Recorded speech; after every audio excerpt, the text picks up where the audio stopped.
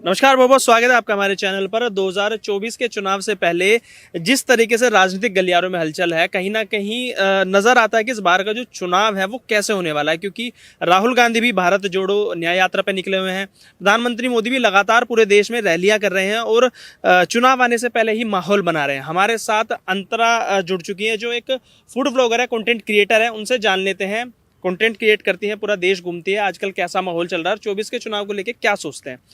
आप दिल्ली आए हैं, पहले आने का सबसे पहले कारण बताइए।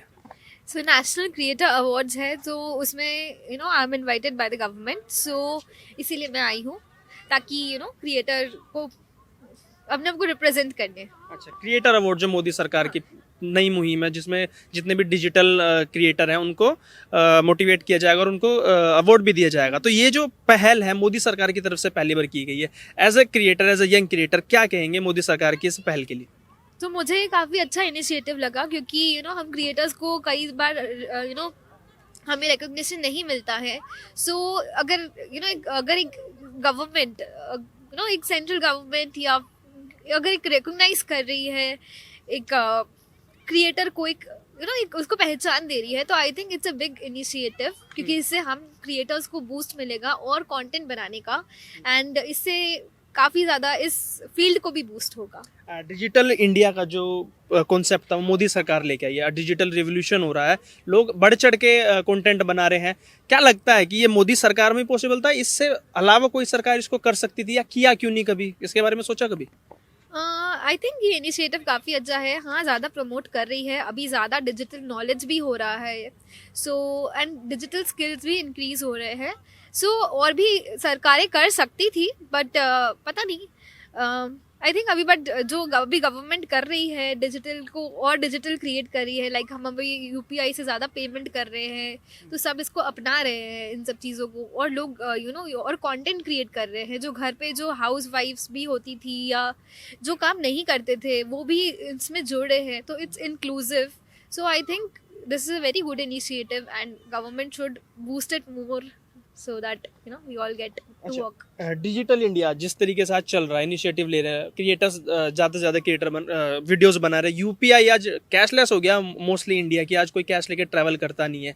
तो मोदी सरकार के 2014 के बाद के कार्यकाल को आप कैसे देखते हैं, और इस बार चुनाव होने वाला है, क्या लगता है सरकार बदलेगी या मोदी जी को एक और मौका दिया जाएगा? Obviously I think Modi ji को ही मौका दिया जाएगा, क्योंकि because he is like a gen Z prime minister. So and उनसे एक वाइब आती है ना, काफ़ी एक अच्छी वाइब आती है, एक एनर्जेटिक फील होता है। ऐसा लगता है कि हाँ, अगर वो कर सकते हैं, अगर वो ज़्यादा मतलब उनकी एज में वो इतने एनर्जेटिक लग सकते हैं, तो हम युवा अगर, और मतलब हमारे अंदर एक और एक एनर्जेटिक वाइब आ जाती है कि हमें भी कुछ करना है अपना, और कंटेंट क्रिएट करना है ताकि हम और अच्छा कर सके।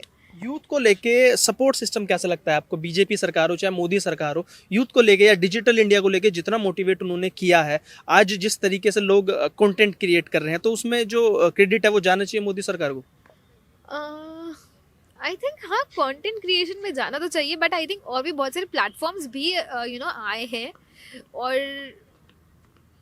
आई थिंक या जाना चाहिए। अच्छा, चुनाव को कैसे देखते हैं इस बार? जैसे आपने कहा कि मोदी जी ही फिर से लौट के आने वाले हैं, राहुल गांधी भी हैं रेस में, अरविंद केजरीवाल भी हैं रेस में, उनको लेके क्या सोचे?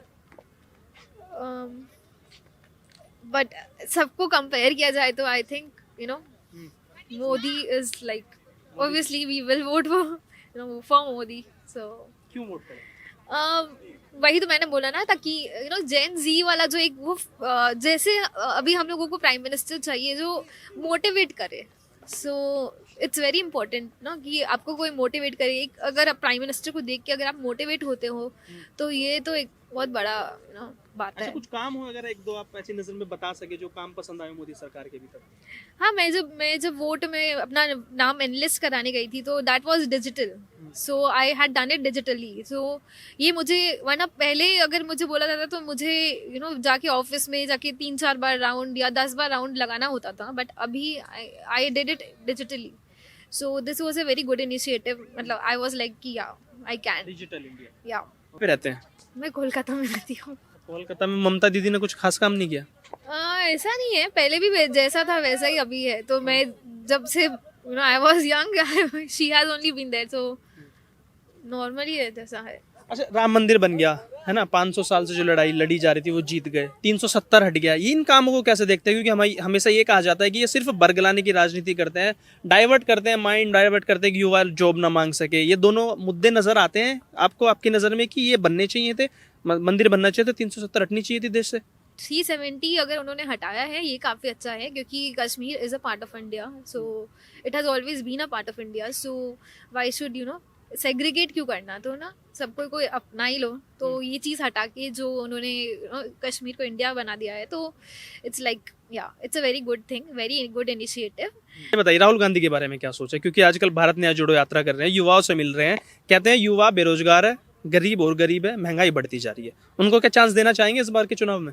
बट हाँ, युवा युवा बेरोजगार तो है ही, ये बात तो है, क्योंकि जॉब्स उतने नहीं हैं क्योंकि जितने जॉब्स होने चाहिए। तो क्योंकि इसीलिए लोग कंटेंट क्रिएट कर रहे हैं, लोग ज़्यादातर उन सब में ही जाने, क्योंकि कोई अगर आपके पास कोई अगर आपके पास जॉब्स नहीं हो रहे उतने, तो ही लोग ज़्यादातर फ्रीलांसिंग कर रहे हैं, आई थिंक प्रॉपर जॉब्स में नहीं जा रहे हैं। अच्छा, मोदी सरकार में देश में विकास हुआ है कि नहीं हुआ?